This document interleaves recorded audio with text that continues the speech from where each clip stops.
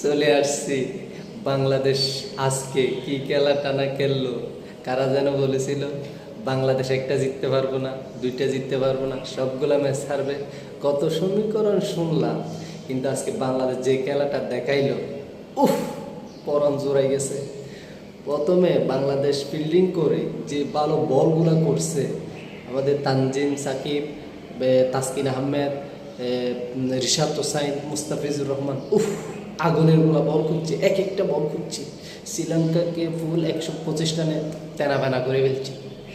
তারপর ব্যাটিংয়ে আসছে, ব্যাটিংয়ে এসে সেই সুমাইয়া সরকার আগের নিয়মেই আসা যাওয়া। তানজিম সাকিব ভালো করতে পারে নাই। লিটন আজকে ভালো করছে, অনেক দেখে শুনে খেলছে। আসুক, আস্তে আস্তে ফর্মে আসুক। তারপর লর্ড শান্ত, যার কথা না বললেই নয়, এত ভালো খেলছে। বাদ দিলাম ক্যাপ্টেন মানুষ। তারপর তাওহিদ হৃদয়, ওরে শট, চক্কাগুলা আমার মতো হ্যাংলা শটগুলো দেখছেন, বিশাল বিশাল চক্কা। এক একটা চক্কা দেখলেই মনে হয় প্রাণ জোড়ায় যায়। কি হিটিং, বডি লাগে না, স্ট্যামিনা লাগে।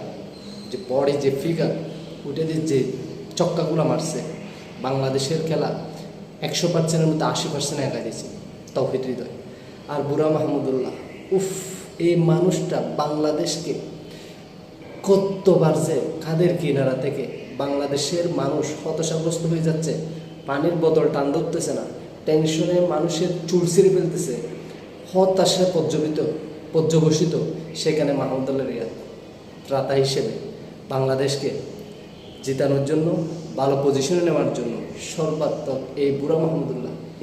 একটা দাঁড়িয়ে দেখেন, অল্প দাঁড়িয়ে আছে কালোদের, সবগুলো সাদা হয়ে গেছে। দলের জন্য যে ডেডিকেটেড, যে সাইলেন্ট কিলার, যে ভালো খেলোয়াড়, যে ভালো মানুষ, যে ভালো মেন্টালিটির যে খেলোয়াড়, যে অ্যাটিটিউড, সবগুলো মাহমুদুল্লাহ রিয়াদের মধ্যে আছে।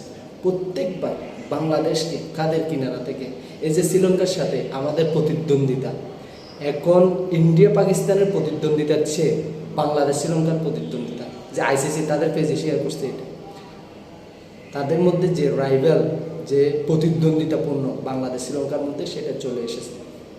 এবং অনেকে বলেছিল বাংলাদেশ ভালো করতে পারবে না বিশ্বকাপে, কিন্তু আনফর্চুনেটলি বাংলাদেশ ভালো খেলছে।